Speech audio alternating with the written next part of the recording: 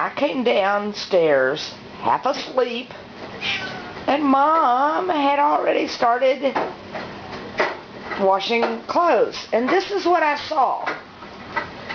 Now I'm almost 50. I don't wake up very easily.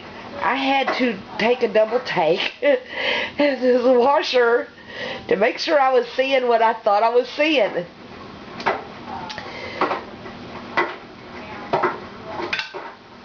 Maybe we're easily entertained, and my cat is easily entertained too. But this is something that'll wake you up first thing in the morning. Apparently my dad has left one of his rather expensive flashlights in his geek pocket. When I pointed that out to Mama, she was like, "Oh, let's just open the door and get it out." And I was like, no. This is a front loader. You cannot do that. It's got to run through the cycle.